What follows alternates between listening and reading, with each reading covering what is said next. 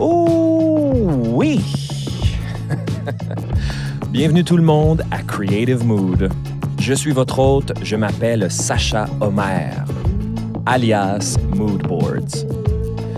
Je suis un artiste musicien montréalais d'origine turque.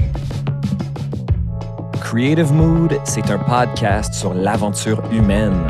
C'est un espace que j'ai créé avec le désir profond de connecter avec mon monde, c'est-à-dire avec des artistes, des gens passionnés, des gens pleins d'intentions, des gens qui cherchent à donner un sens à la vie, des gens comme moi. Il n'y a pas besoin d'être un artiste ou de connaître ça pour apprécier nos conversations. C'est ce qu'on comprend assez vite en écoutant l'émission. Croyez-moi, on a beaucoup à apprendre des gens qui se dévouent à une discipline. Vous allez apprendre de leur bagage, vous allez rire de leurs anecdotes, vous allez être inspiré par leur sagesse. Je le sais car moi je le suis constamment. Leurs témoignages me touchent, m'apprennent d'importantes leçons. C'est comme une grosse thérapie, hein? C'est ce qui me transforme en personne plus intentionnée. Comme je l'ai dit plus tôt, je m'appelle Sacha et le nom de mon projet musical, c'est Moodboards. Je fais de la musique émotive et éclatée. D'ailleurs, c'est ma musique qu'on entend en ce moment.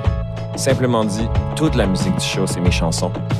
Et c'est à travers mon expression que j'explore et qu'ultimement je donne un sens à ma vie et du monde qui m'entoure. Moi, je suis intentionné de même, intense, à la quête de vérité, proche de mes émotions et prêt à m'ouvrir à vous, cher public. Et c'est pour ça que Creative Mood est né, pour aller découvrir le sens que chacun des artistes a réussi à trouver à travers sa création. Yo, who knows? Peut-être qu'ensemble, on va réussir à trouver un sens à tout ça.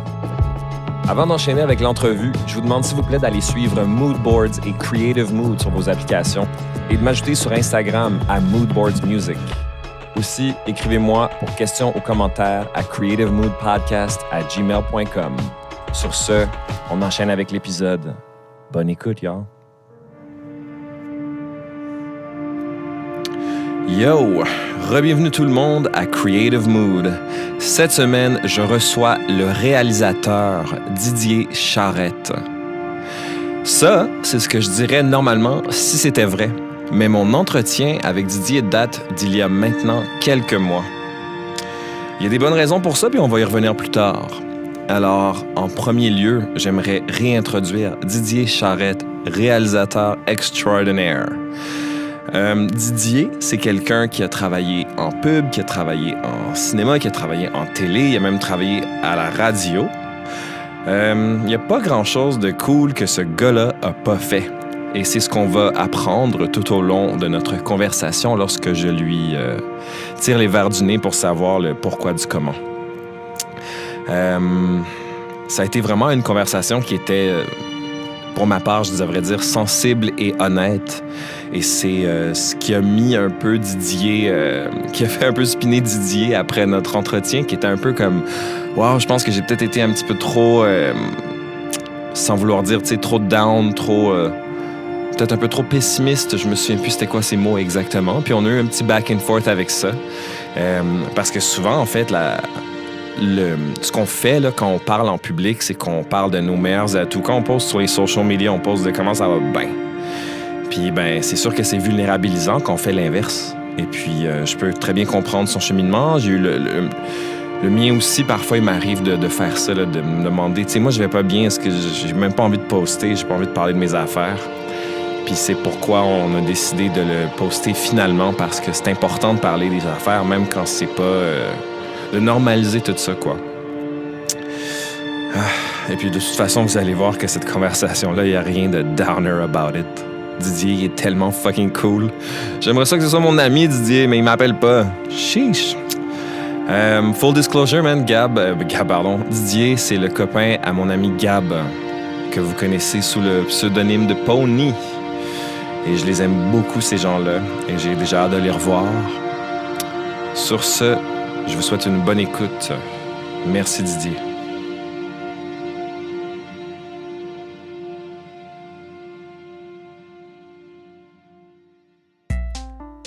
Wow, minute! Avant qu'on embarque sur l'épisode d'aujourd'hui, j'aimerais prendre un moment pour vous parler de notre sponsor, la boutique Audiophonie. Audiophonie, c'est une boutique de vente et réparation d'équipements audio. On parle ici de tables tournantes, de speakers et d'amplis. C'est pas compliqué, ces gens-là sont autorisés par les plus grandes marques pour faire toutes sortes de réparations sur votre équipement. Ce sont des gens qualifiés.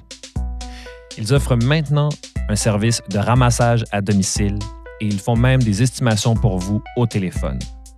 De plus, ils garantissent leur réparation 90 jours. C'est pas rien ça, gang. Je le répète, ils vendent et ils font la réparation d'équipements audio. La boutique Audiophonie est située au 5971 rue Saint-Hubert, sur notre charmante plaza. Vous n'avez qu'à sortir au métro Beaubien, gang, ou au métro Rosemont. C'est facile de même. La boutique Audiophonie au 5971 Saint-Hubert. Audiophonie.ca ou audiophonie@live.ca. Profitez-en donc pour aller les suivre sur Instagram, Audiophonie. C'est pas compliqué. Ces gens-là sont qualifiés, c'est des gens de cœur. Et je termine en vous disant que si vous mentionnez le podcast Creative Mood, vous recevez un rabais de 10% sur votre facture. Pas le temps de niaiser, les gars.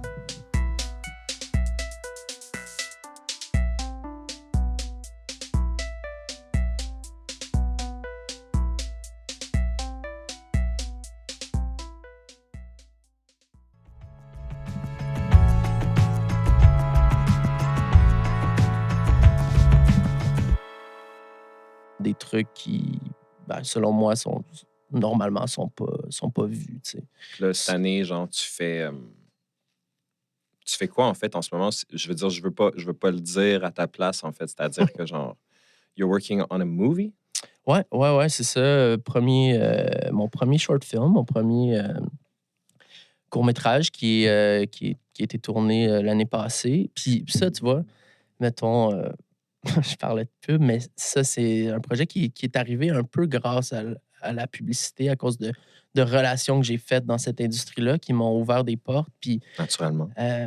il y a des gens qui m'ont donné accès à leur studio, puis à nouvelles technologies pour pouvoir faire un projet. À la base, ils voulaient que je fasse des shots de démo pour vendre leur technologie aux Américains. Puis là, j'ai fait « Ah, ben... » I could use this dog. Ça me tenterait pas vraiment de faire des shots de démo, mais seriez-vous down qu'on fasse un film au lieu? Puis tout le monde est embarqué dans le projet. Fait que je me suis retrouvé genre à 45 jours du shoot avec un OK, go, tu peux faire un film, mais il faut le shooter dans 45 jours. Fait que qu'est-ce que tu veux raconter? Wow. Fait que ouais, c'était comme toute une aventure, mais ça m'a donné comme le coup de pied dans le cul dont j'avais besoin pour le faire, je pense. OK, là, je vais poser des questions Yes. pédestres.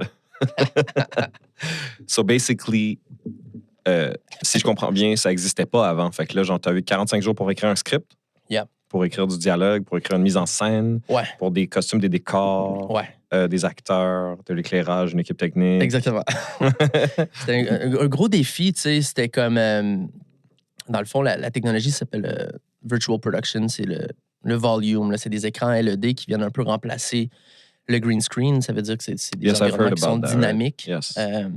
Qu'on utilise là, comme Unreal Engine pour créer les environnements qui peuvent être n'importe quoi selon l'histoire, tu sais. Fait que ça, c'était comme la prémisse de base. Genre, utilise cette technologie-là pour faire ce que tu veux. Fait que, tu sais, les références que j'avais à la base, c'est comme Mandalorian, des trucs genre vraiment genre sci-fi. Ça a été utilisé beaucoup dans cette industrie-là. Fait que là, j'étais comme parti dans un délire de qui je fais un sci-fi. Mais là, après ça, à un moment donné, après comme quelques jours, puis à voir c'est ça, parce qu'on parle pas de quelques mois, là, on parle de quelques jours. Là. Je suis comme, hey, je pense que j'ai pas le temps d'écrire comme la genèse d'un nouveau monde, d'une nouvelle, comme une nouvelle affaire complètement. Je vais me concentrer sur quelque chose que je connais, tu sais. Puis c'est comme... Ça, c'est venu comme naturellement. Je me rappelle, j'avais comme une... Ça faisait quelques jours, en fait, que j'étais en train de mourir de l'intérieur à pas être capable de trouver mon idée. Et puis, à un moment donné, c'est ça, j'ai écrit un paquet d'idées. Puis là, je me suis arrêté sur une. En fait, c'est pas vrai. J'étais en train d'écrire une autre idée. Puis là, j'ai flashé sur celle-là, qui finalement, j'ai fait le film, qui est une idée qui traînait à l'intérieur de... Come on, dog, spill the beans. What's the idea? C'est un film sur le rapport entre un enfant puis son ami imaginaire.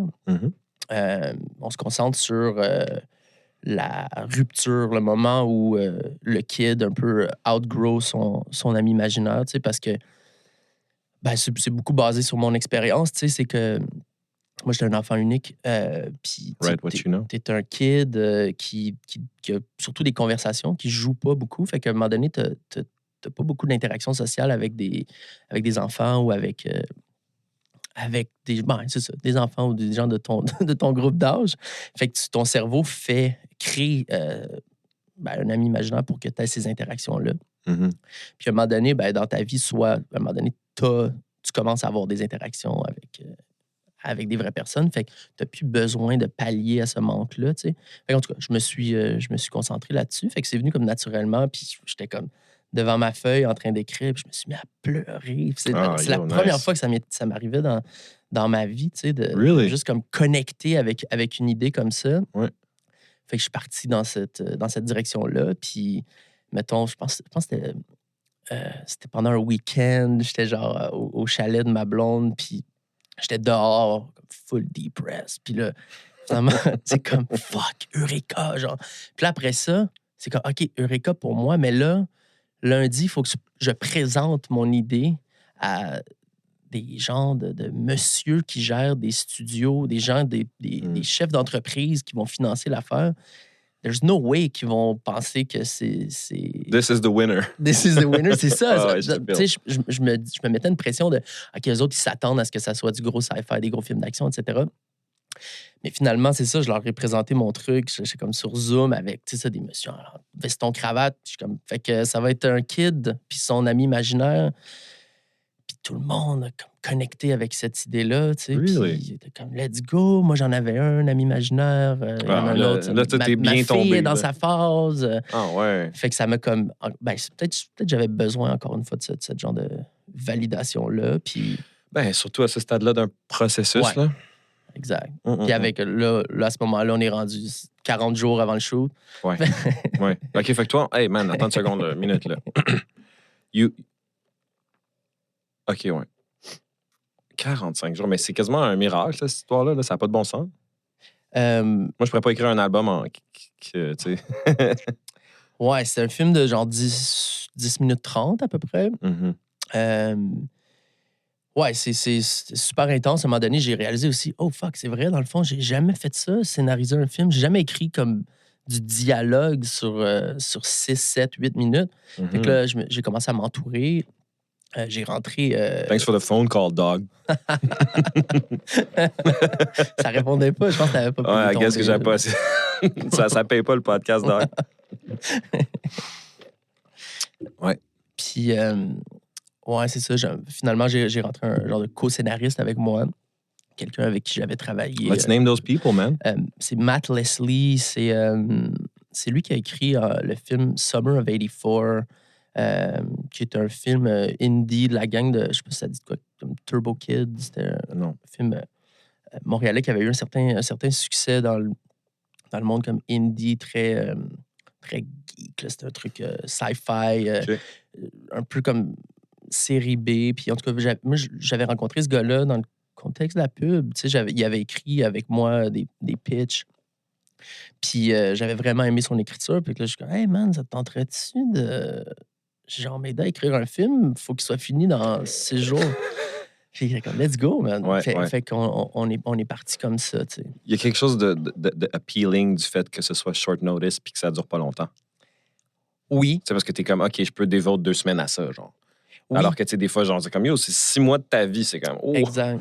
Puis aussi, c'est rare que dans le contexte du cinéma, tu sais, tu pars avec une idée, puis tu as une date de tournage déjà, tu sais que ça va se concrétiser. Tu sais, c'est rare qu'on peut se retrouver dans cette position-là. Fait qu'il y avait quelque chose de nice là-dedans. C'est sûr qu'après ça, la prise de décision, elle se fait très rapidement. Fait que tu as la conceptualisation qui se fait en même temps que la production. Tu sais. Fait que c'était... Ouais. Ça, c'est un peu... ouais, je n'exerce pas ce métier-là, mais je suis dans le creative field, là, puis je comprends très bien le faut être solide, là. Ouais. You have to paint with broad strokes, là. C'est genre, OK, fuck it, let's go. Ouais, on aime ça. T'sais, on n'a pas le temps de overthink toutes les décisions, là. Exact. Which is very liberating. Oui, et fucking insécurisant en même temps. Ouais, mais tu sais, après ça, genre, you always remember, like, it's just a song, it's just a movie, là, tu sais, genre. Exact. Je pense que c'est... Ben, We have to. Je pense que j'ai évolué beaucoup à travers cette année-là tout ce processus-là. À la base, je partais en me disant, oh fuck, c'est mon premier short. C'est important qu'il soit aligné avec qui je suis, qu'il soit aligné avec la façon que j'ai envie de m'exprimer, tout ça. Puis finalement, je pense que le genre de process m'a fait perdre confiance, m'a fait retrouver confiance. Puis au final, je suis juste content d'avoir été capable de m'exprimer avec ce médium-là que je mettais vraiment sur un piédestal, puis d'avoir eu des gens autour de moi qui avaient confiance, que j'allais être capable de le faire. Puis mais là, on est comme 1 an plus tard, on est en post-prod, les grosses... Il y a beaucoup d'effets spéciaux. Ça se passe dans un monde imaginaire par moment. Fait que tu peux t'imaginer les univers qui sont créés. Puis, fait que ça veut dire que là, je me retrouve dans des positions où je donne des briefs à des gens. J'aimerais ça que ça soit, mettons, ça se passe sur une planète inventée. OK, ben, elle a l'air de quoi, cette planète-là? Puis là, j'essaie de l'exprimer. Puis là, ça revient vers moi. Des gens qui s'approprient le brief que je leur fais. Puis là, là, après ça, on travaille ensemble pour essayer de trouver exactement. C'est là, comme tu me disais, c'est là que tu t'en vas après. Là. Ouais. Il va falloir que tu crush some dreams. Là. J'espère que non. J'espère toujours que les gens sont... les collaborateurs sont capables de s'approprier les idées puis d'en faire les leurs, puis que ça soit comme bonifié et meilleur. Mais des fois, il faut respecter la vision. C'est sûr. C'est collaboratif, toujours. Exactement. Fait que des fois, c'est difficile d'avoir exactement ce qu'on veut dans ce métier. It must almost be impossible to get what you want. Precisely. Ouais. Tu sais? Moi, j'ai pas vraiment ce dilemme-là, moi. Non? Mais non, auteur, compositeur, interprète. Tu sais, je suis comme... I want to play it like this, and this is how I play it. Fait que tes limites, c'est tes skills, dans le fond. Exactement. Fait que ça, c'est encore plus hard parce que tu peux pas blâmer personne d'autre. Mais en fait, j'ai pas vraiment de limite, tu sais. Mm-hmm. C'est ça, c'est genre, je vois pas ça comme ça. Moi, je suis comme, ma limitation, c'est my uniqueness. Ouais. Ma voix, c'est pas une limitation, c'est ma personne. Ouais. Tu sais, literally. Ouais. Puis en même temps, je peux choisir de voir ça comme une limitation, mais c'est une question de perspective. Ouais. I can either like what I do or I can feel limited by what I have. Ouais. Ben, tu sais, mettons, tu as une idée de tune, OK? Puis ouais. Là, tu commences à... Comment tu commences, mettons, avec la musique ou avec les paroles, whatever. Est-ce que, tu sais, je pense que... J'imagine que tu crées des limites en buildant, non? Naturellement, il y a comme un carré de sable qui se dessine. Ouais, puis... naturellement, il y a un carré de sable parce que, tu sais, je veux dire, je connais maintenant le range de ma voix. Ouais. Okay. Right? Ouais. Je connais l'étendue de mes skills à la guitare.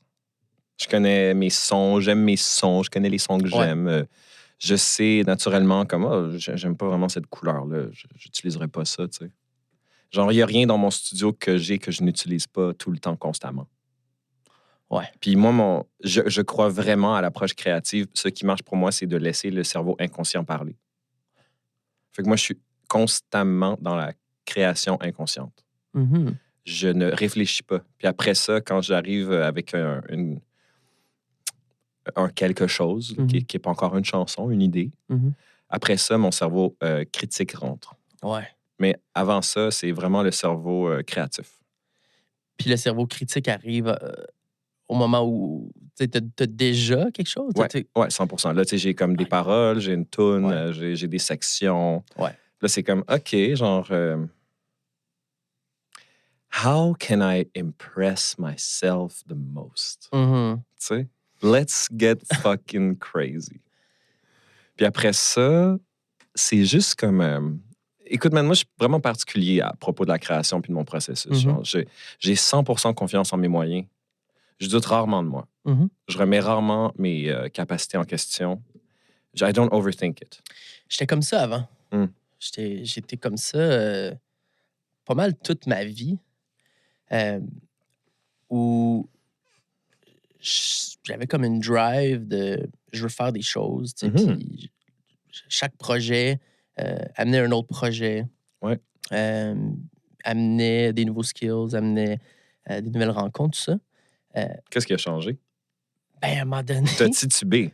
Ben, ouais, il y a eu des erreurs de parcours, mais à un moment donné aussi, je pense que j'étais comme un imbécile heureux, genre. Tu sais, je me posais peut-être pas assez de questions. Ah, mais attends, là, ça, c'est pas pareil. Moi, genre, je me suis posé toutes les questions toute ma vie. Là, là en ce moment, je suis ready. My luck is meeting preparation right now for me. So I'm focused. Je peux comprendre ce que tu veux dire, tu sais. Si t'es comme naïf un peu puis tu te poses pas de questions, c'est différent. Ouais, je comprends. Fait en vieillissant, la part des questions a pris de plus en plus de place jusqu'à en prendre trop. Tu sais, des fois, c'est comme... Ça devient... clairement, c'est pas ta réalité, mais c'est la mienne en ce moment où parfois, tu sais, ces questions-là, ces remises en question-là prennent tellement de place dans mon processus que je passe plus de temps et je gaspille plus d'énergie à juste me convaincre moi-même que je suis capable de faire le projet que vraiment de pousser le projet, tu sais. Puis... That's so funny because look at you, you're doing it all. You have nothing to think about. You already know all of this, don't you? Ben, c'est drôle que tu dises ça parce que, mettons, le dernier projet que j'ai fait, c'était un vidéoclip pour Loud. T'entends? Puis c'était tellement difficile. À un moment donné, tu sais, dans le processus, il y a plein d'affaires qui se passent. À un moment donné, il faut que je fasse mon découpage technique. Là. C'est un truc que je fais. Découpage technique. Donc, mettons, excuse-moi, mais OK, t'es comme à scène 1, il y a un plan large, donc on voit, la scène au complet. Storyboarding, genre. Ouais, mettons. Mettons, sans faire des dessins, mais tu sais, mettons, juste pour être capable de déléguer et faire comme, OK, ben la scène 1, on va se préparer, on va faire un plan large, on va faire 2 close-up, puis whatever. Comment t'as appelé ça déjà? Le découpage. Du découpage? Ouais. OK. Ouais. Puis, je savais pas comment faire un découpage. J'étais comme, j'ai jamais fait ça. Puis là, mais évidemment, j'ai déjà fait ça. Ouais, c'est ma réalité. C'est au cœur de ma job. Je savais vraiment pas comment faire, tu sais. À ce moment-là? Ouais, genre... à ce moment-là, j'étais comme... T'as freeze, genre? Ouais. Après ça, je l'ai retrouvé. Mais c'est ça, des fois, l'anxiété est tellement comme écrasante que j'arrive à en perdre mais en même temps, tu sais, je pense à toi puis je me pose la question, genre, comment ça? Mais je veux dire, I guess que aussi le fait, c'est que tu travailles avec beaucoup de gens. Exactement. Tu sais, moi, les seules fois où je suis stressé de même, c'est quand je fais un show. Là. Ouais. Ouais, en création, je suis pas vraiment stressé. Là. Je comprends. Tu sais, t'as-tu vu où on est? C'est pas vraiment ici que ça me stresse. Non, je t'avoue que je suis rentré ici puis j'étais pas stressé. Tu sais, alors que genre, quand je vais monter sur scène, il y a mon band, il y a du monde, puis je suis comme fuck! Ouais. C'est sûr que, admettons, si je dois faire une parallèle, genre, ouais. Je peux imaginer que genre l'anxiété puis le stress, c'est genre you have to deliver right now immediately. Ouais, c'est un médium qui implique beaucoup de monde puis qui coûte cher, tu sais. Ouais, c'est fucked up, ça, man. Tu sais, des fois, ça a coûté combien, ce clip-là, Doug? C'est ça que je veux savoir. C'est ça qu'on veut savoir. Le Québec veut savoir, homie. Transparence, G. Je sais pas, man. Cher, man. Puis plus t'es last minute, plus c'est cher aussi. Ouais, j'imagine. Ouais, c'était comme un truc où, encore une fois, c'était deadline impossible. Je pense que c'est comme 10 jours avant, on a changé de tune. On devait faire un autre clip, on avait un autre concept complètement. Puis là, ben, finalement, on a changé la chanson. Puis, OK, qu'est-ce qu'on fait avec ça? Puis... Mais pour ceux qui savent pas, excuse-moi, en fait, parce qu'on va vite, genre, c'est quoi le nom de la tune? C'est Hold Up. Hold Up. C'est un double clip, dans le fond. Il y a Hold Up, puis un extrait de la chanson Provider, qui est la chanson qui ouvre le dernier album de Loud. Puis, ouais, c'était ça aussi, un autre genre de marathon. Non, plus un sprint, plus qu'un marathon. Je comprends. Ouais, je t'entends, absolument. Puis... Ça a duré combien de temps, ce shoot-là? Le shoot était comme 3 jours, je pense. Quelque chose comme ça. Okay. 3 jours. Puis le défi, c'était surtout la post-prod. Mettons, on shootait le jeudi, puis le mardi, il sortait, tu sais. Fait que normalement, tu sais, on a comme... Je sais pas, un clip, ça prend comme une semaine pour le monter ou, je sais pas, au moins 4-5 jours. On avait 2 jours, tu sais. Wow, that's crazy. Ouais, c'était pas le fun à cause de ça. Je comprends. Puis t'as fait ça avec Pony, me semble. Ouais, Okay. avec Gab. C'est quoi, dans le fond? Je m'excuse parce que je connais pas les termes. Ouais. Genre, what did you guys do on this clip? Excuse-moi. Ben, dans le fond, depuis le début du projet, tu sais, ben, Gab, c'est ma copine, tu sais, puis elle m'a accompagné là-dedans, genre, moralement, at first. Puis à un moment donné, elle était comme, hey, je veux être là, comme je veux faire partie de ce projet-là. Fait que, Ouais. puis à un moment donné, c'était comme le moment où il fallait comme trouver les idées pour ce qui allait être le projet. Puis, tu sais, je pense qu'elle avait pas la C'est une fille pression d'idées. que j'avais. Ouais, c'est clair. Ouais, comme je shootais comme plein d'idées. Là, à un moment donné, j'étais comme, OK, arrête de me pitcher des idées parce que là, j'ai peur qu'on soit comme pogné avec puis de lose grip sur ce que j'ai envie de faire, tu sais. Fait que, mais finalement, c'est ça, elle est vraiment comme rentrée dans le projet. Fait qu'on a comme pas mal tout fait ensemble de la conception jusqu'à la fin, là, tu sais. C'était comment ça de créer avec ta copine dans cette C'était optique-là? nice, c'était pas la première fois. OK. On avait fait un show, ben, le show qu'elle faisait qui s'appelle Résiste. Ah, ben oui, qu'est-ce que je... J'ai réalisé quelques épisodes là-dessus. Absolument. Puis sinon, tu sais, depuis qu'on sort ensemble, tu sais, je pense que les deux ont fait vraiment partie de nos projets distincts. Moi, j'ai là, jamais tu sais. connu ça, man. Puis c'est quelque chose que j'aimerais tellement vivre dans ma vie, là. Ouais, Having like a girlfriend that's like also in the arts, genre. ouais. Non, c'est vraiment nice, tu sais. Puis ce qui est cool, c'est que les deux, je pense qu'on est des personnes très anxieuses. Puis surtout par rapport à nos projets. Fait que quand on a quelqu'un d'autre à côté qui n'a pas cette anxiété-là ou cette pression-là, est capable d'avoir un peu plus de recul. Fait que, c'est mettons, elle travaille sur sa nouvelle collection, puis elle est comme bloquée. Je suis comme, on pourrait faire ça. Comme, comment ça? Tu sais, comment ça? Je suis comme, je sais pas, ça feel right. Puis c'est la même chose pour moi, comme avec mon film, par exemple. Tu sais, c'est comme, je sais pas quoi faire. Puis elle, tu devrais faire ça. Puis c'est comme, ça feel right. Fait que... C'est ça que je trouve cool, man. J'ai reçu ici, des fois, là, des gens qui font de la musique ensemble, là, tu sais, puis je suis comme, wow, genre, c'est comme un esti de vibe, là, genre, hey, babe, what do you think of this? Vraiment. C'est sûr qu'on n'a pas fait de projet encore où c'est comme vraiment, on a le même rôle. C'est comme on fait comme tout le projet de A à Z. Tu sais, je pense qu'on s'est beaucoup aidé dans les projets de l'un et l'autre. Ouais.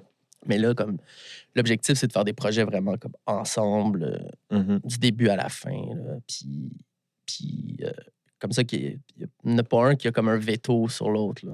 Ouais, je comprends ce que tu veux dire. Ben, c'est comprenable. Yo, Didier, man, j'ai vraiment envie qu'on recule puis qu'on parle de tout ton passé, man. OK. Moi, genre... Puis, by the way, je veux juste mettre en contexte, chers auditeurs, j'ai rencontré Didier, genre, une fois ou deux, brièvement. Après avoir entendu parler de toi, genre, quand même pas mal, tu sais. Puis, je sais pas, man, moi, je sais pas, je pense que je te l'ai dit, mais immediately struck avec, genre, un good vibe, genre. T'as tellement une belle énergie. Puis, on a parlé un tout petit peu à la shop, à Pony, l'autre fois. Puis, on a réalisé qu'on avait tellement de choses en commun, un peu fucking weird, genre très niché. Pas genre les deux, on aime la couleur bleue, là, tu sais. Fait que, genre, je pense que de toute façon, j'aime reculer puis en apprendre sur les gens parce que ça va contextualiser la conversation. Ouais. Puis, dans le fond, fait qu'on va commencer, man. Didier, tu viens d'où? Je viens de Hawkesbury, en Ontario. OK. Fait que je suis un franco-ontarien. OK. T'as quel âge, là? J'ai 33 ans depuis une semaine. Damn, chiche. Ben, bonne fête, mon gars. Merci. OK. C'est tough. Ouais, c'est tough. Ouais. But here we are, baby. You look good, homie. Merci. Fait que Hawkesbury, puis t'as-tu grandi là? Ouais, j'ai grandi là-bas. Hawkesbury, c'est juste sur la frontière avec le Québec, là, tu sais, quand ils ont séparé le haut... Tout le monde sait c'est où Hawkesbury, là. Ouais, mais souvent, les gens sont comme, d'où tu viens Hawkesbury? Ah, à côté de Gatineau. Je suis comme, non, c'est aussi loin de Gatineau que Montréal. Je comprends. C'est vraiment entre les deux, entre Ottawa et Montréal, tu sais. Puis, ouais, c'est une communauté francophone en Ontario, tu sais, tout le long de la rivière. Il y a plein de communautés francophones. Tes deux parents sont francophones? Ouais. Okay. Ouais, mes deux parents sont francophones. Ma mère est québécoise, puis mon père était ontarien. Maintenant, les deux habitent du côté du Québec. Okay. Mais juste l'autre bord du pont, là. C'est quoi le nom de tes parents? Manon et Mario. Yo! Yo, les noms de nos parents sont fucking revealing, homie. Ouais. 100%. Puis ils font quoi, tes parents? Oui. Mon père a travaillé dans le service pas mal toute sa vie, restaurateur, organisation d'événements. OK. Puis ma mère est coiffeuse. Yes. Yes. OK. Fait que ta mère avait un salon de coiffeur. Ouais. Puis toi, t'as-tu grandi dans un salon de coiffeur? En partie, ouais. À un moment donné, même le salon était chez nous, tu sais, classique, là. Salon dans le sous-sol. Ouais. Mais ouais, j'ai été beaucoup attiré par ça quand même, tu sais. Je sais pas, quand j'étais kid, je me suis retrouvé à un moment donné. Tu sais, ils font les. T'es-tu déjà allé dans un salon de coiffeur, puis il y a le genre de lookbook, t'ouvres le livre, puis il y a comme les coupes. Ouais. Mais j'ai déjà été dans ces livres-là. Toi, ça, c'est-à-dire que. Oui. Ah, yo, shout out. Oui. C'était quoi le nom du salon à ta mère? Quand j'étais plus jeune, il y avait le salon, je pense que c'est Coiffure L'Excellence. Yes. Sinon, c'est quoi les noms? Ouais, Moi, là, je trouve que we have to talk about this. Ouais. Les salons de coiffure, la culture de nommer les salons de coiffure, it's a whole universe, genre, de choses insane. D'ailleurs, toi aussi, hein? Ouais. On a ça en commun. Exactement. Ça, moi, genre, mon père est coiffeur. J'ai grandi, moi, dans un salon de coiffure. Toute ma vie, là. Genre, je suis...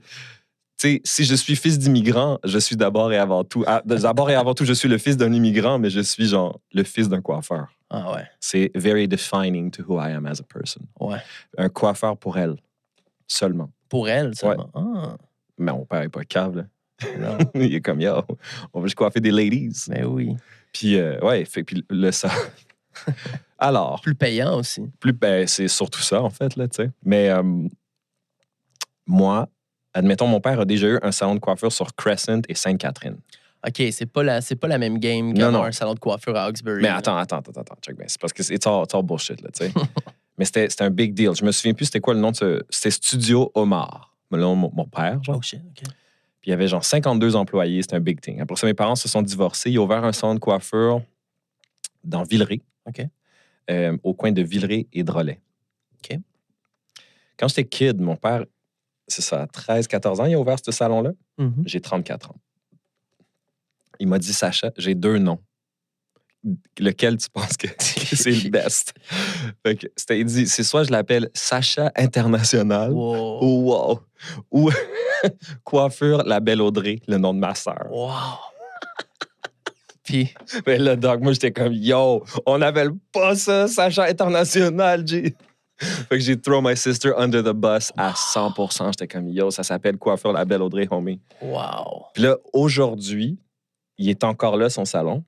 Still running, still going strong, genre. Puis je pense au fait que dans la vitrine, il pourrait y avoir un décal écrit Sacha International. Tu vois ce que je veux dire? Let's go! Je suis comme, wow! Est-ce que tu te fais toujours coiffer chez Sacha International? Bien sûr que je me fais coiffer chez Sacha International, homie. C'est encore mon coiffeur. Puis le pire, c'est que mon ex, Marilyn, je l'ai rencontrée parce que mon père l'a engagée. Okay. Et ils travaillent encore ensemble. Wow! Genre, Marilyn, après ça, c'est devenu ma coiffeuse pendant genre 7 ans, là. Moi, j'étais comme... Puis, tu sais, qu'est-ce qui est fucked up, man? Quand j'étais kid, je disais toujours à la blague, genre, ah, je vais avoir une coiffeuse. Ma copine, ça va être une coiffeuse. And then, I made it happen. Puis là, j'étais comme... Quand on a cassé, j'étais comme... Une chance que mon père est encore en vie, tu sais. Parce que, otherwise, what am I gonna do? Who's gonna cut my hair? Ben oui. Toi, est-ce que c'est encore ta mère qui te coupe les cheveux? Ouais, souvent, ben, comme tu peux voir, ça fait longtemps que ça s'est pas passé, mais... Do you find you have a special bond with that? Avec? Le fait que c'est ta mère qui te coupe les cheveux. Absolument, mais j'ai tellement... genre, je regarde ma tête, j'ai une tête de cheveux, des cheveux ingrats, là. Ah. Ça vient de ma mère aussi. Qu'est-ce que tu veux dire, des cheveux ingrats? Ah, des cheveux qui je pense, qui ne fitent pas avec ce que je m'imagine qui sont les beaux cheveux, tu sais. Mais personne aime ses cheveux, Didier. Personne aime ses cheveux, tu le sais. Je sais. T'es tellement beau, aussi. Oh, t'es fin. Voyons donc. Mais c'est le genre de truc, ouais, c'est ça. Quand t'es frisé, tu vas être les cheveux plats, etc. Ben ouais. oui. Mais ouais, j'ai eu une phase... emo. Puis ça a fait en sorte que ma mère et moi, on s'est rapprochés parce que c'est elle qui faisait mes cheveux. T'as besoin de care, là. Ah ouais, ça demandait de les teintures, les bleachs de bandes, les coupes funky. Est-ce que t'as des photos de ça, Doug? Ben oui, ça existe. Yo, man, faut que tu me montres ça, là. Ben oui, ça existe. OK, fait que là, on a bifurqué trop loin, là, mais genre, on va bring it back, genre. Donc, ta mère, salon de coiffure. Puis après ça, toi, t'as grandi à Hawkesbury. Ouais. T'as fait ton primaire et ton secondaire là-bas? J'ai fait mon primaire à Hawkesbury, secondaire de l'autre côté du pont au Québec jusqu'à secondaire 4. Après ça, de retour à Hawkesbury pour faire la 11e et 12e année. Puis après, je suis venu à Montréal, à l'Université de Montréal. Pourquoi t'es venu à Montréal, mettons? Ben, j'avais le choix entre, pas mal n'importe où, mais pas mal Montréal et Ottawa. Dans ma tête, c'était comme les deux endroits. Il y avait absolument tout le monde qui allait aux études post-secondaires, qui était à mon école secondaire, qui allait aller à Ottawa. Mm-hmm. Moi, j'avais toujours eu une connexion avec Montréal. J'ai toujours filé que c'est l'endroit où je devais être. Tu sais. Ouais. On venait souvent genre au cinéma à Montréal. Puis j'aimais beaucoup l'énergie de la ville. Tu sais, puis c'était très clair dans ma tête. Tu sais, c'était ici que je voulais habiter. Puis en plus, à l'époque, j'avais un choix à faire, un choix en quoi je vais aller étudier. Puis en venant à Montréal, ça me permettait de repousser mon choix d'une année parce que ayant un diplôme ontarien, Grade 12. c'est comme une année de transition qui se donnait à l'université, qui est une année générale pour comme get up to speed avec les gens qui sont allés au cégep, pour après ça rentrer dans ton bac. Tu sais. Je comprends. Fait que c'était très nice pour moi de pouvoir repousser cette décision-là. Toi, t'as dit que t'étais enfant unique. Ouais. T'étais quel genre de kid, toi, Didier? Je pense que c'est un kid qui était comme beaucoup dans sa tête, quand même mélancolique, tu sais. Puis très jeune, j'ai comme catché comment m'exprimer avec les adultes, tu sais. J'étais beaucoup dans des discussions, tu sais. Je jouais pas beaucoup. J'avais comme...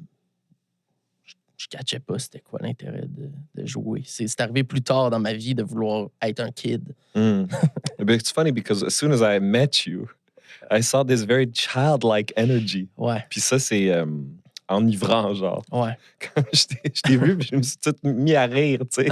Je suis comme, je sais pas, il y a quelque chose de tellement... À cause de mes cheveux. Ah ouais, ça, en fait, c'est les shoes de clown puis les cheveux, obviously. C'est le make-up. Exact. Non, mais c'est vrai, man, genre... So, you know, maybe there's like... on compense beaucoup, comme tu dis, en vieillissant. Ouais. Genre.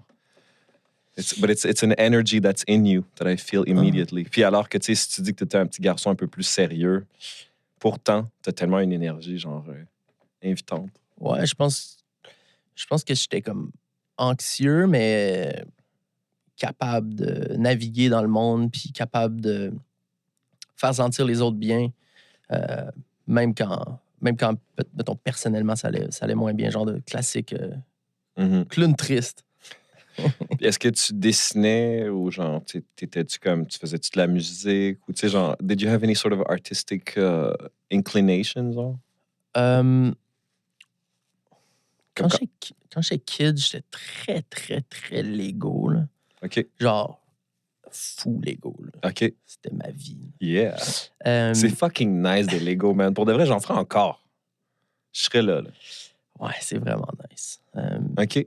C'était building big things, genre. Puis... Ouais, inventer des mondes, tu sais, puis jouer dans ces mondes-là. Puis je pense qu'un petit peu plus vieux, mais je pense, honnêtement, ma connexion avec, comme, mettons, des trucs un petit peu plus artistiques, ça s'est fait assez tard, tu sais. Je pense que en secondaire 3, j'ai eu mon premier cours d'art plastique. Puis j'avais une prof d'art plastique qui m'avait donné comme confiance en moi, tu sais, j'ai comme découvert la peinture à ce moment-là. Puis je me rappelle, j'allais encore la toile que j'ai faite. Oh. C'était le cri de Munch. J'ai fait une reproduction.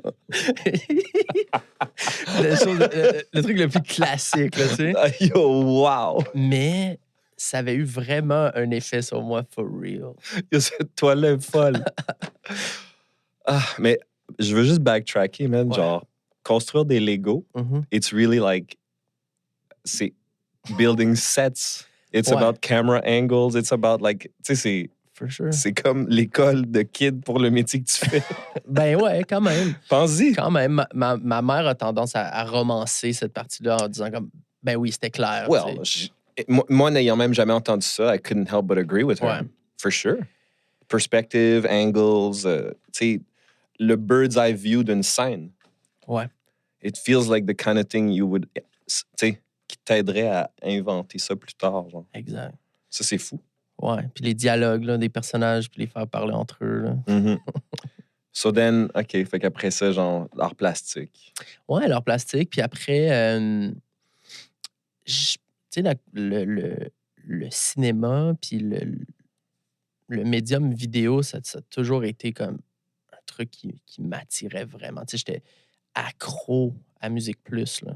OK. Comme accro, genre, je finis l'école, j'écoute Musique Plus, je m'en vais me coucher. Ah ouais? Ouais. Accro au médium du vidéoclip. Mm-hmm. Mais ça semblait être quelque chose de complètement inaccessible, quelque chose vraiment, tu sais, j'étais comme sans repère, même c'est comme aucune notion de comment avoir accès à ce monde-là. Tu sais. Ouais, je comprends, c'est sûr. Là. Regarder des produits finis à la télé, c'est intimidant. Là. Exactement. T'es comme, yo. Mais là, tu sais, c'est fou parce que you're living that dream. Ouais. Des fois, ça m'arrive de catcher que je suis vraiment... Tu sais, comme, des fois, je fais des vidéoclips, c'est le truc, quand j'étais enfant, qui m'intéressait le plus. Là. Do you ever think about that little kid, genre? And like, in relation to what you're doing today? For sure. C'est genre, what the fuck? Petit Didier est stoked, là. Petit Didier est fucking mind blown en ce moment. Ouais. Shit, man. Ouais, puis tu sais, après ça, tu sais, Musique Plus, c'était comme un gros truc pour moi. Puis j'ai travaillé pour Musique Plus et j'ai fait des shows là-bas. Yeah, that's another crazy thing. Genre, comment ça s'est arrivé? Les shows à Musique Plus? Ouais. Je sais qu'on skip ahead, mais it's all good. J'ai fait le dernier show musical à Musique Plus avant que ça ferme. Wow. Je pense que c'est à cause de moi que c'est fermé. Fort probablement. Mais they're like, yo, we can't be dealing with this no more. Wow, mais OK, raconte-moi ça. Ben, c'était un show qui s'appelait Fabriqué au Québec. OK. Qui était un show sur la musique émergente. Chaque épisode était comme un genre de docu sur un band ou un artiste. OK. Puis ça finissait toujours en studio. On réenregistrait une chanson de l'artiste. Puis à la fin de la saison, on faisait un vinyle qu'on releasait avec tous les enregistrements. OK. Yo, dans le temps qu'il y avait du budget, mon gars, on va faire presque des vinyles, G. Ouais. Ben, c'était budget... c'était sportif, mais ouais, il y avait quand même un budget pour être capable de le faire, c'est sûr. Comment tu as eu ce contrat-là?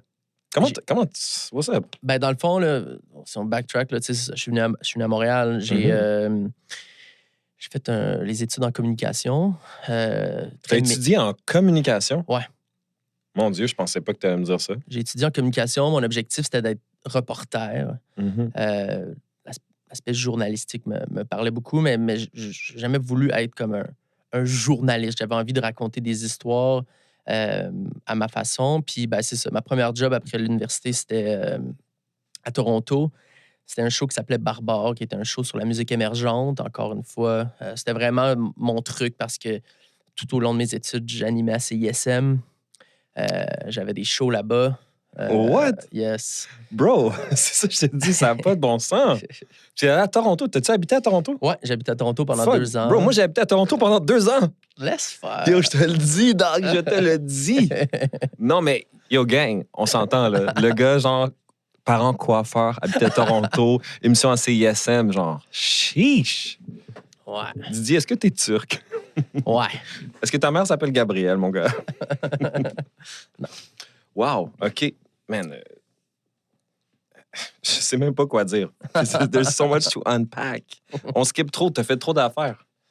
Tu réalises-tu que t'as fait bien des choses, là? Ouais, ça, je le réalise. Ça, c'est quelque chose qui me fait plaisir avec du recul d'avoir fait comme, OK, j'ai envie d'être reporter. Tu sais, j'ai été reporter, là, j'ai découvert c'était quoi la réalisation. Là, j'avais envie d'essayer ça. Fait que c'est cool. Tu sais, professionnellement, j'ai pu goûter à plein de trucs. J'ai pu essayer plein d'affaires. Fait que ouais, ça, c'est ça, c'est vraiment nice. Puis ça fait en sorte que j'ai comme construit mon genre de... Ton bagage, mon toolset, là. Ouais, ton toolkit. Ouais. Mon toolkit, ouais. Puis ça fait en sorte que j'ai rencontré plein de monde à travers ça aussi qui m'ont...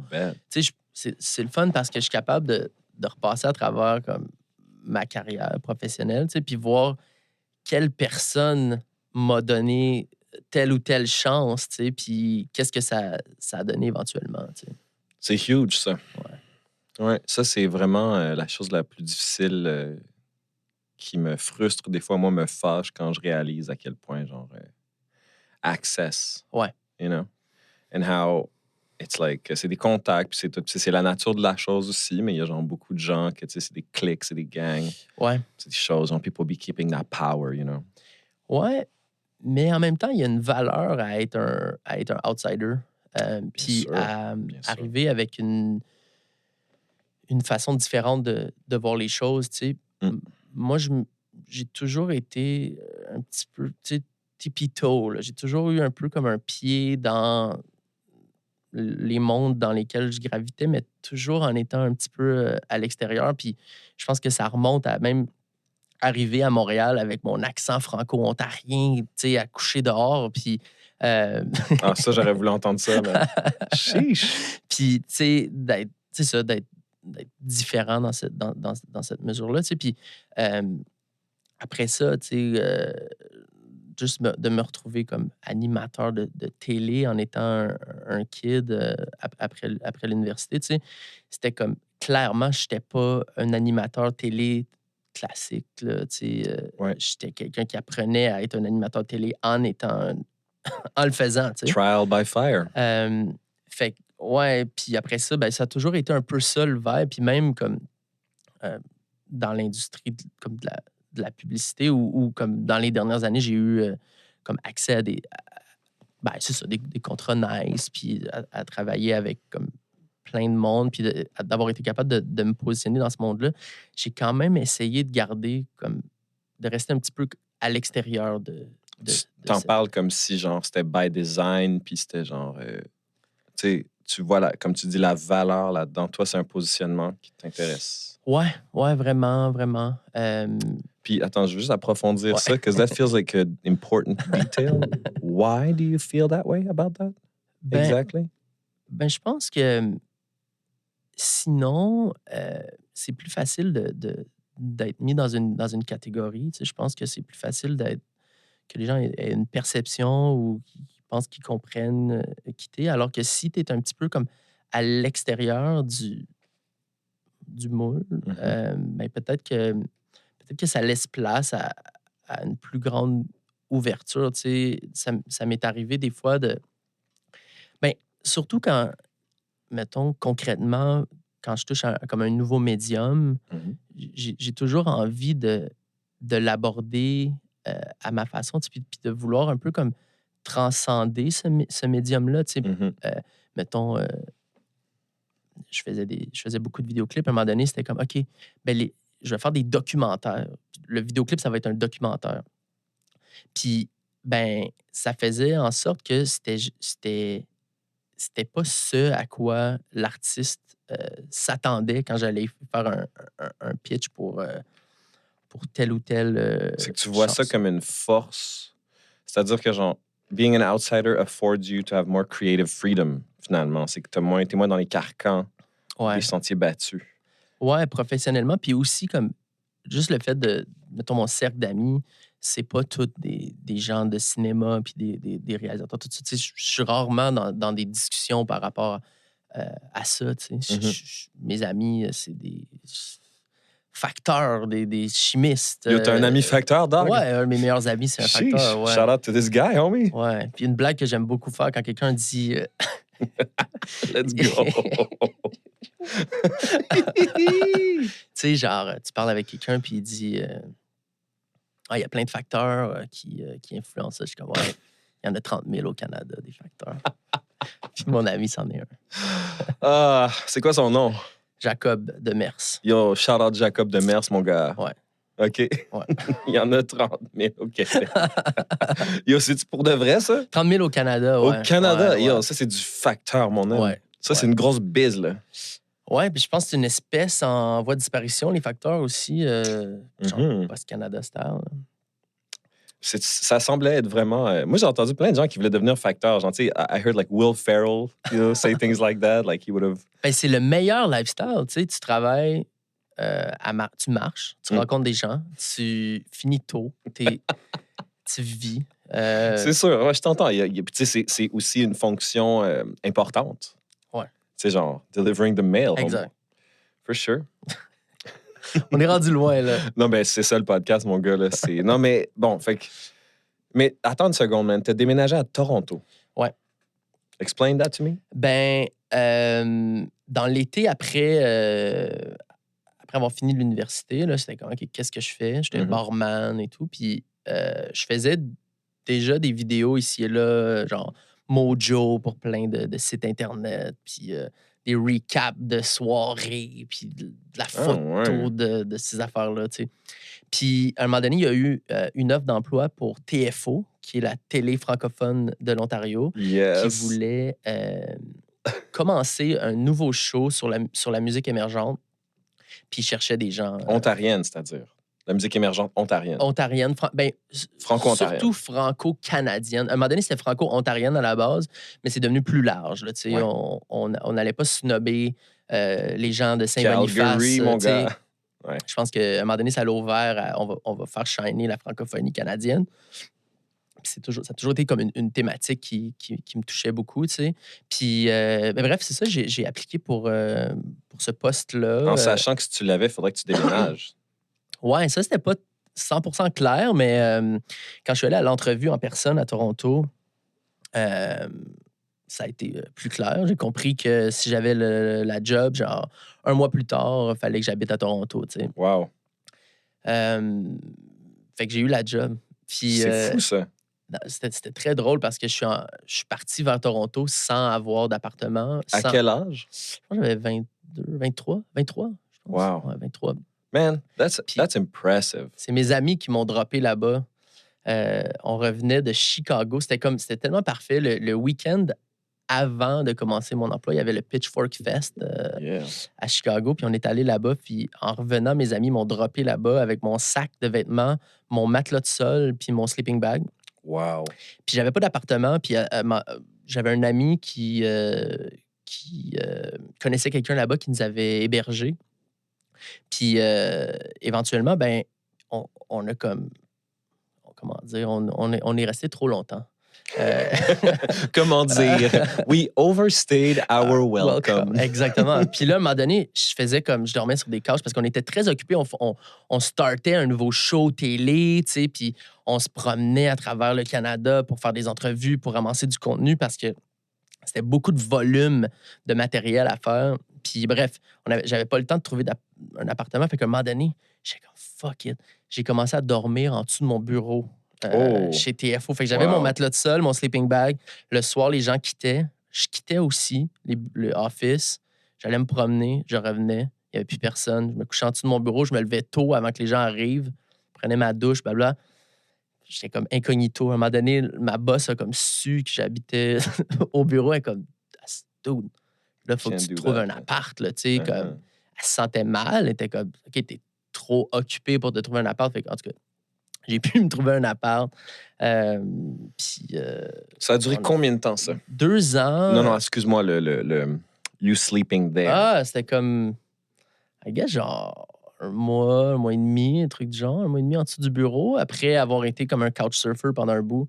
Combien de temps de couchsurfing, mettons? Là? Somme toute, là, à combien de temps avant que tu trouves un appart? Je pense que mon appart, je l'ai eu le 1er octobre. Puis j'habitais à Toronto depuis début juillet. Ouais. Ouais, c'est ça.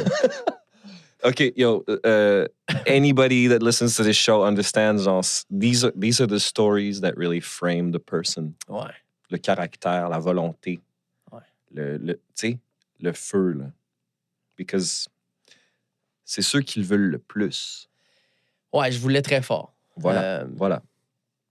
That's really... I like knowing that. To me, that says so much about you, Didier. Ça dit tellement de choses à propos de ton caractère, man. C'est ça. Tu sais, c'est pas la série télé que t'as faite. Tu sais ce que je veux dire? Ouais. Ouais.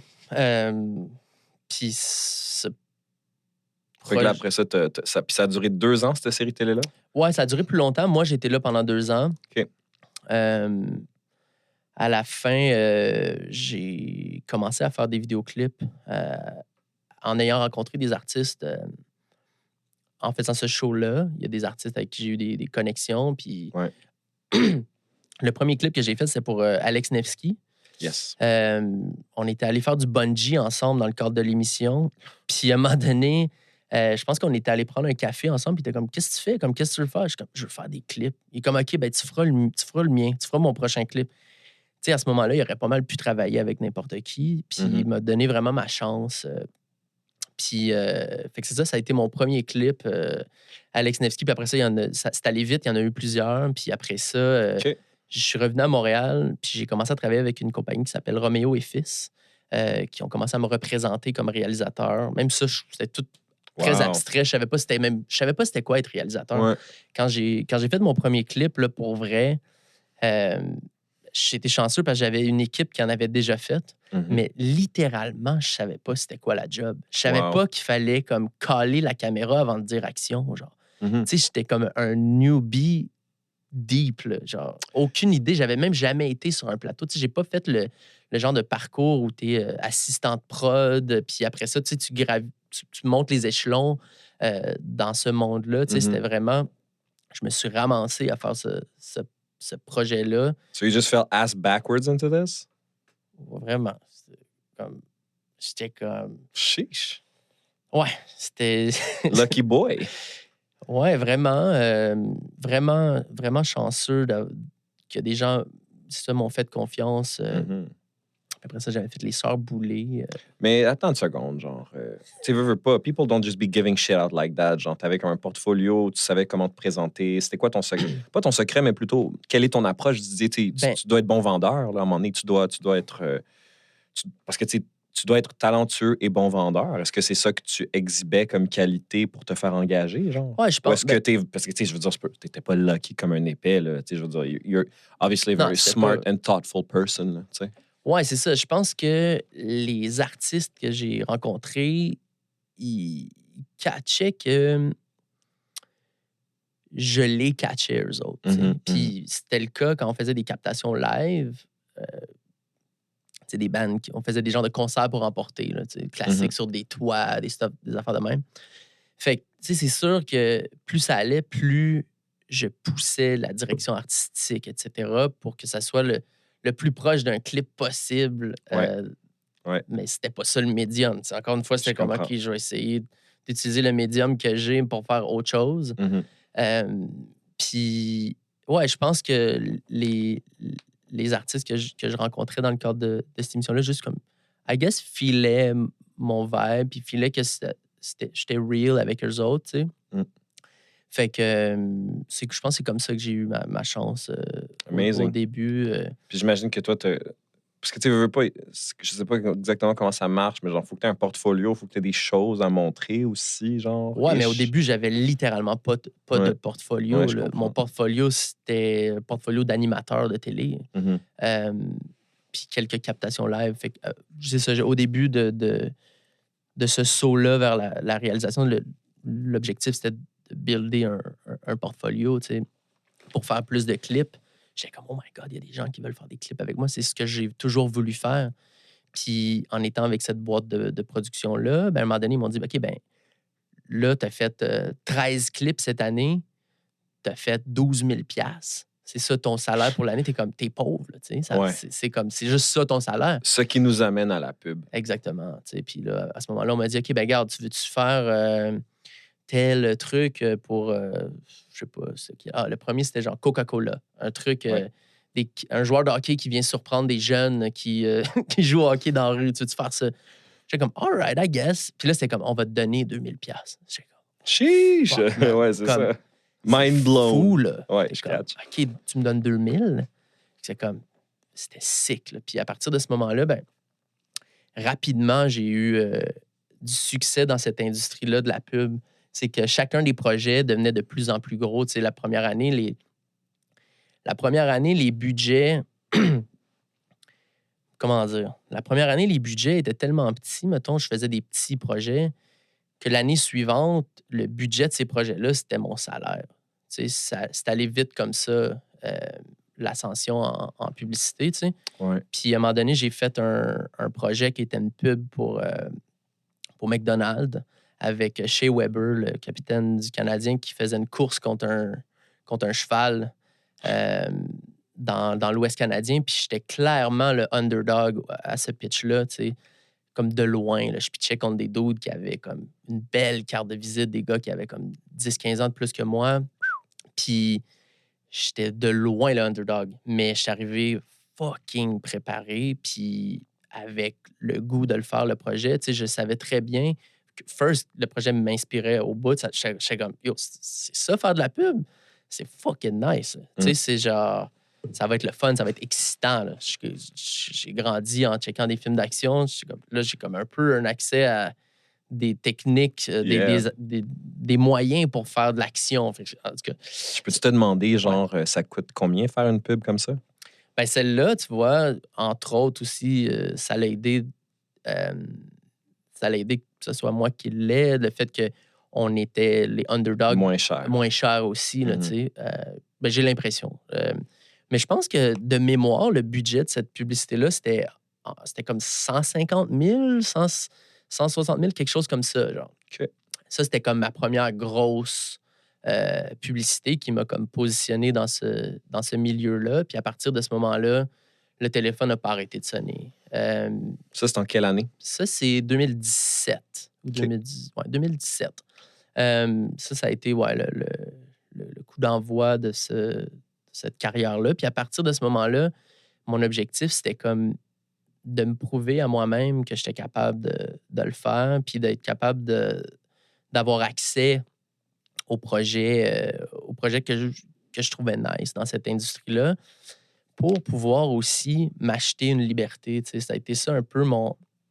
J'avais comme un endgame en tête qui était, je vais stacker des sous pour être capable à un moment donné de prendre un step back puis de faire mes projets.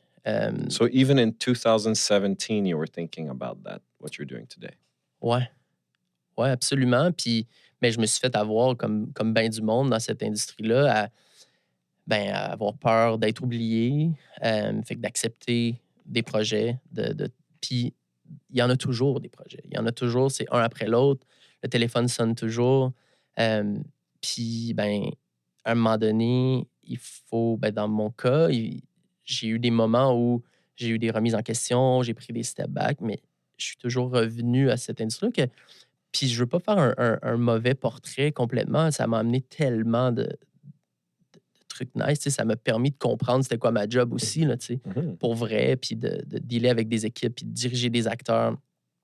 Fait qu'il y a plein de bons là-dedans pour moi, en tout cas.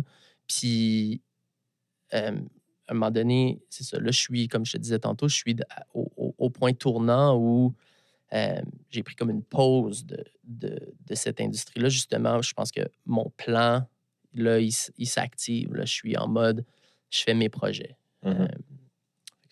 Puis là, on a fait un court-métrage. On a fait un court-métrage. Puis on est retourné faire un clip pour genre le rapper le plus populaire au Québec, là.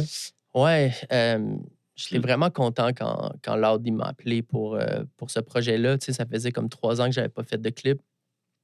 Puis, tu sais, l'approche était comme « Salut, comme... » En fait, c'était « Est-ce que tu fais encore des clips? » C'était ça son approche, tu sais. Puis j'étais comme « Ben oui. » Tu sais, ça fait un bout que j'en ai pas fait. Mais pas parce que j'aime pas le médium. C'est juste que j'ai eu plein d'expériences où j'ai été comme déçu pour plein de raisons, déçu de moi, déçu du résultat, etc. Ouais. Fait que j'ai comme... Je me suis comme perdu dans autre chose. Puis à un moment donné, c'est ça, quand j'ai eu l'appel de l'âge, j'étais comme, avec toi, ça me tente, comme let's go. Puis c'était vraiment le fun quand on s'est rencontrés la première fois parce que je trouvais que les visions étaient comme alignées vraiment. Tu sais, lui, je pense qu'il est dans une démarche aussi de vouloir reconnecter avec là d'où il vient, tu sais, le rap pur. Tu sais. Puis je veux pas mettre des mots dans sa bouche, mais c'est ça, les discussions étaient vraiment... tu sais, je veux faire les choses pour moi, je veux les faire à ma façon, je veux pas avoir un agenda derrière quoi que ce soit. Ouais, je comprends. Puis j'étais comme, perfect, moi aussi, je suis là, tu sais, 100%. Fait que... So that was important. Absolument. Like, dans l'alignement des visions, comme tu dis, là. Ouais, puis ça m'a donné confiance que Simon me fasse... C'est ça, me fasse confiance. Puis, tu sais, littéralement, il aurait pu appeler pas mal n'importe qui. Mais ça venait avec une certaine pression quand même, parce que c'est un artiste que je respecte, first. Puis deuxièmement, pas mal tous ses vidéoclips, je les ai vraiment aimés. C'est toujours le même réalisateur qui les a fait, William Fradette, qui est un ami. Puis William prenait comme une pause, fait que Lord avait besoin de quelqu'un d'autre, tu sais. Mais ça me mettait quand même une pression d'être, tu sais, tu veux pas être le nouveau réalisateur qui arrive avec... fuck the whole thing up. For sure, dog. Sheesh. Ouais, Didier, merci, mais c'est good, là. Ouais, c'est ça. Fait que ça venait, c'est ça, avec un lot de pression, mais surtout que moi-même, je me mettais, tu sais. Mais... T'es-tu dur envers toi-même, Didier? Ouais, je pense que oui. T'es-tu vraiment. trop dur envers toi-même? Je pense que à certaines étapes, je suis trop dur envers moi-même. Puis surtout dans le passé, je me suis beaucoup limité en étant trop dur avec moi-même, en étant ah non, ça me ressemble pas, ou ça me ressemble trop, ou ça ressemble trop à telle affaire. Fait que je me suis mis beaucoup de freins. Puis j'ai comme vraiment rapetissé mon carré de sable des fois. Puis c'est bien ça. Ah non, excuse-moi, non, pas dans ce sens-là, pardon. Ouais. Des fois, genre de rapetisser un peu sa vision quand tu veux trop de choses, mais là, ouais. Fait que là... Lapsus, mon gars. Fait que là, ouais, c'est ça. Fait que ce projet-là, je garde comme... Ça fait du bien. C'était au bon moment. C'était au bon moment, même si je l'ai trouvé super intense. Je pense qu'il n'est pas arrivé pour rien. J'ai l'impression, par contre, man, en ne connaissant pas ce milieu-là, que chaque projet est fucking intense. Ouais, c'est un médium fucking intense. J'ai rarement parlé à quelqu'un en télé, en cinéma ou en pub, genre qui est comme, ouais, c'était chill, mon gars. Ouais, c'est ça. C'est drôle. Pendant le shoot, à un moment donné, j'étais avec le caméraman avec qui je travaillais, puis on avait fini notre journée de shoot, il était genre 2 h du matin, puis je faisais un lift. Puis là, on se regarde, puis on est comme, pourquoi on fait ça? Puis on part à rire. Mais on rit, là, tu sais, genre, un fou rire pendant comme 2 minutes. Puis là, à un moment donné, c'est comme, pourquoi on fait ça pour vrai? Puis on se pose la question comme sérieusement, tu sais. Puis on est passé par plein d'affaires. Tu sais, on a parlé d'ego, on a parlé de l'adrénaline aussi qui vient avec ce genre de projet-là. Mais surtout, je pense qu'au final, on aime juste raconter des histoires. Puis ce médium-là nécessite et complexe en soi, parce que pour raconter une histoire, ça te prend beaucoup de monde, puis ça vient avec beaucoup de ressources, avec beaucoup d'affaires. Fait que c'est très, très lourd quand tu diriges ce genre de bateau-là avec plein d'intervenants différents. Puis ça, dans le fond, le clip, tu l'as fait récemment, mais là, ton court-métrage, tu l'as fait l'an dernier. Ouais. What's next? Je veux dire, là, on saute trop vite. Je veux dire, le film n'est pas encore sorti, certes. Ouais. Mais genre, obviously, tu travailles toujours en amont. Fait que genre, what's happening to you next? Ouais. Il y a, je te dirais, le endgame, c'est les films, documentaires en premier, puis fiction aussi. Pendant longtemps, c'était comme... J'attendais d'être prêt pour faire de la fiction. Tu sais, je mettais tellement ça sur un piédestal. Comment, j'ai peut-être pas d'histoire à raconter encore, ou je suis pas prêt à affronter ce médium-là. Mais à court terme, en ce moment, je travaille avec Lisa Leblanc. Yeah. C'est le fun parce que, justement, je travaille avec elle depuis le début. Là. J'ai fait comme... Je pense que c'est mon 2e ou 3e clip, c'était pour elle. Ah ouais. Puis là, on est en train de faire... Tu sais, pendant la pandémie, il y a eu beaucoup de shows virtuels. C'est shows pour la caméra, tout ça. Fait qu'on avait eu une subvention pour en faire un avec elle pour son album Chiac Disco. Yeah. Puis, fait que ouais, ça, c'est quand même assez prenant. Là. C'est un truc d'à peu près 25 minutes, une demi-heure. Fait que il y a beaucoup de stock autour de ça en juillet. Fait que là, en ce moment, je suis vraiment là-dedans à fond. OK. Puis toutes les étapes de post-production du film. Puis, ben, c'est ça. Il y a des projets en ce moment de films. Là, tu sais. Mhm. J'ai comme 2 projets documentaires qui sont déjà commencés. Il y en a un qui est sur Hawkesbury. Ah ouais? Ouais. Oh. Ça fait 2 ans que je shoot sporadiquement pour ce projet-là. Wow. Ça, c'est fou, man. Des projets de longue haleine de même. Ouais. Là, je comprends pas parce que don't you ever lose perspective sometimes when it's so long? Parce que, tu sais, Ben, en ce moment, j'aime beaucoup ça. C'est comme un peu en réponse aussi au fait que j'ai travaillé pendant si longtemps à faire des projets. C'est court, là, c'est live, on le fait. Tu rentres dans le projet, 1 mois plus tard, tu es out du projet, tu embarques sur un autre. Là, c'est vraiment nice d'avoir des projets qui prennent du temps puis de pouvoir revenir au projet puis de le voir différemment. ouais, parce qu'on dirait que tu pourrais. Moi, ne connaissant pas ça, genre, juste, admettons, si je pense à une chanson que je gosse pas pendant trop longtemps, je peux perdre l'objectivité. Mhm. Est-ce que c'est une crainte qui t'a déjà traversé l'esprit? Pas une crainte, mais tu sais, une pensée, genre, ou don't you feel like sometimes when things can go on for too long, they do evolve, but they can also fizzle out, genre? Ouais, je comprends. C'est juste moi qui dis ça, là, Mais- peut-être que c'est pas. Mais dans ce cas-ci, c'est un projet documentaire, fait à chaque fois, le projet est comme nourri par les nouvelles rencontres, puis il s'approfondit, puis il est absolument pas objectif. Ce projet-là est très subjectif, fait que c'est vraiment ma vision, puis ma vision change, évolue. Fait que c'est nice de pouvoir l'illustrer parce que Je comprends. des fois, on fait un truc, puis même par le temps que le projet soit sorti, on se dit qu'on l'aurait fait différemment, tu sais. Hmm. Je sais pas comment ça se passe pour toi en musique, mais tu sais, des fois, I guess, aller défendre une chanson sur scène que tu as écrite il y a 3, 4, 5 ans, peut-être que des fois, tu n'es plus complètement aligné avec le propos. Là. C'est vraiment intéressant que tu aies dit aller défendre. Parce que c'est exactement ça, man. C'est exactement ça, man. It's always a fucking war. Ouais. You fucking assholes. Ouais, je te file. Mais Didier, man, c'est fou parce que t'as tout un fucking parcours, mon gars. Ouais. Like, you know, c'est pour ça que j'avais hâte de te parler aujourd'hui, man. Ouais. Puis tu semblais aussi vraiment avoir besoin de venir parler, man. Puis ça, j'ai vraiment apprécié ça parce que, you know, des fois, je lance du monde puis ils me relancent pas nécessairement. Tu sais. Ouais.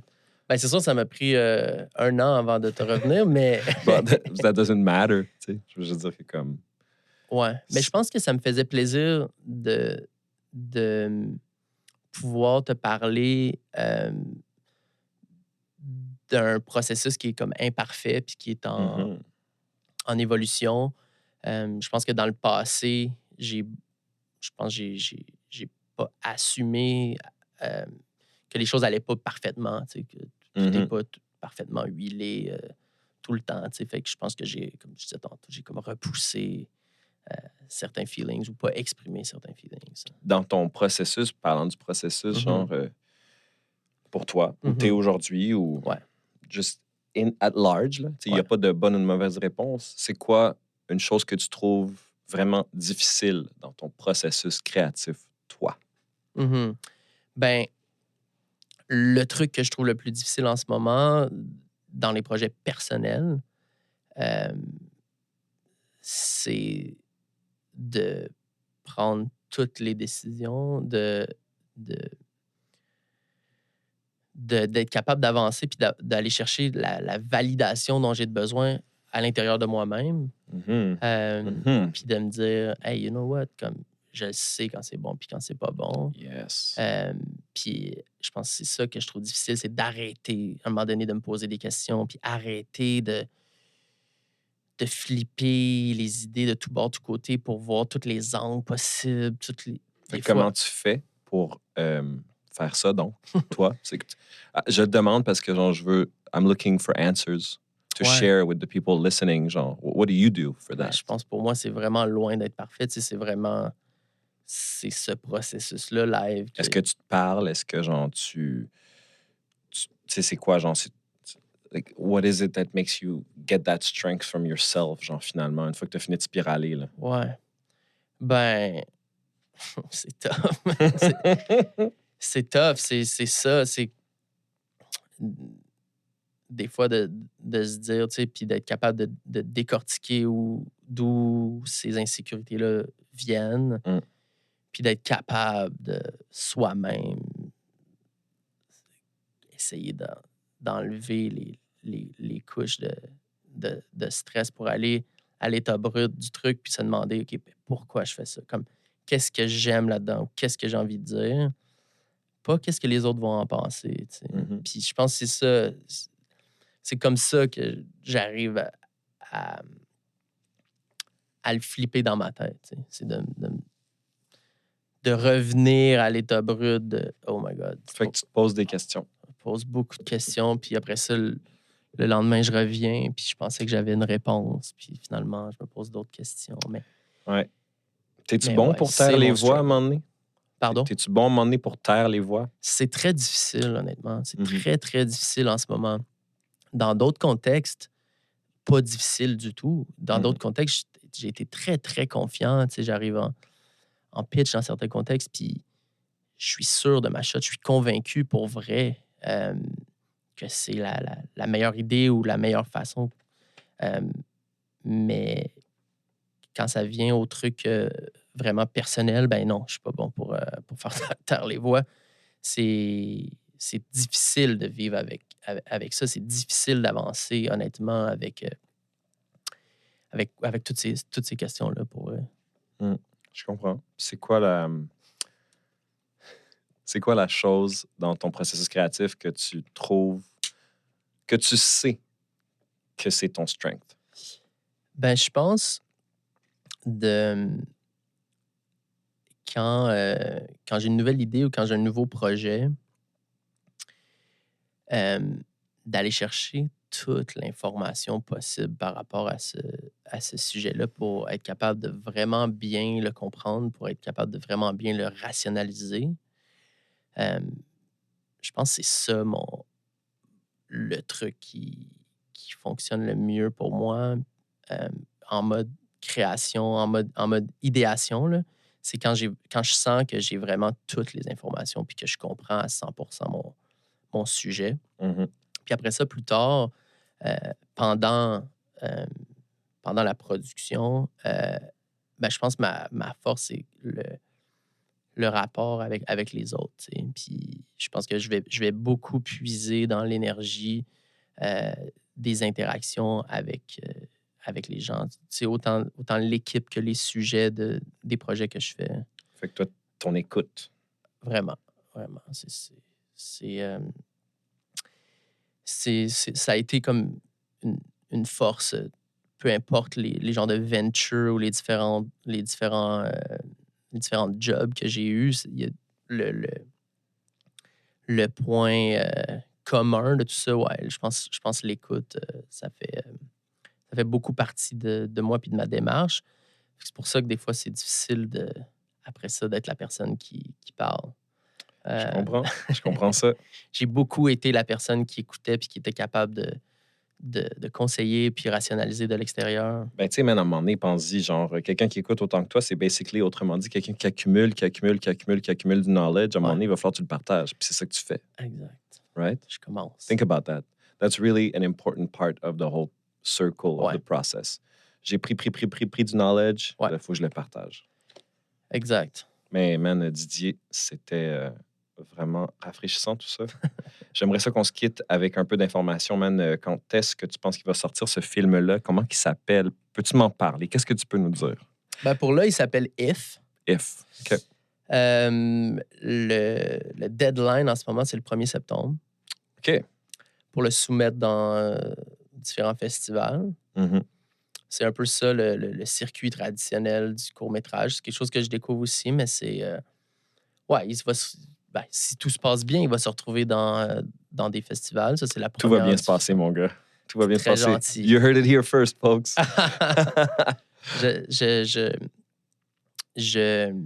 Je vois ça comme aussi un défi.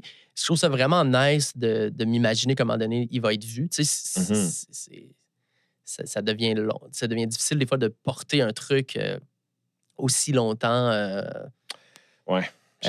J'ai hâte qu'il soit consommé. J'ai hâte de voir comment les gens vont connecter avec le projet. s'il connecte avec le projet. Fait que ça, c'est une première diffusion, normalement. Puis après ça, ben, je pense que ça dépend. Le court-métrage, c'est quand même un médium qui est difficile à consommer. Ouais, ben c'est qu'il y a moins à consommer dans le sens où il est pitché différemment. Tu sais, aller voir un film, il est en salle, on le sait. Exactement. Il est sur Netflix. Exactement. Ouais. Fait qu'au moment où on se parle, tu sais, je sais pas. C'est un truc que je connais pas beaucoup, tu sais, à part me dire, parce que je le sais, genre, OK, il pourrait se retrouver dans des festivals. C'est pas mal le seul truc. Après ça, est-ce qu'il peut être vendu puis être vu sur, je sais pas, des plateformes en ligne potentiellement? Tu sais, c'est sûr que ce serait cool, mais... Yeah, most probably, guy. If you say it, it's gonna happen. De toute façon, tu sembles avoir de Midas touch, baby.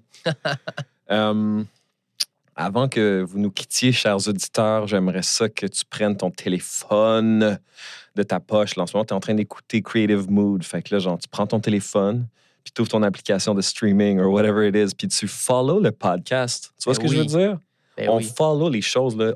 Sur Spotify, maintenant, tu peux laisser des petites étoiles, mon gars. Fait que live, là, tu fais ça. Tu écoutes le show, live, tu fais ça. Didier, c'est quoi ton handle Instagram? C'est très compliqué. C'est @DidierCharrette. Voilà. Ouais. Mais vous avez... c'est ça, gang. Merci beaucoup. Yo, Didier, merci beaucoup. Merci beaucoup. J'espère que tu vas revenir jaser, man. J'ai pas besoin que tu plugues quelque chose pour revenir ici jaser. Puis avec d'autres gens aussi, différentes affaires. Genre, t'es comme très... Very smart, man, obviously. Very eloquent. Ça me fait plaisir de finalement avoir passé un moment avec toi, Didier, honnêtement. Pareillement, merci. For sure. Merci beaucoup. Fait que là, je vais arrêter ça, parce qu'il faut vraiment que j'aille pisser. Hey, moi aussi. Ciao, guys. Fuck!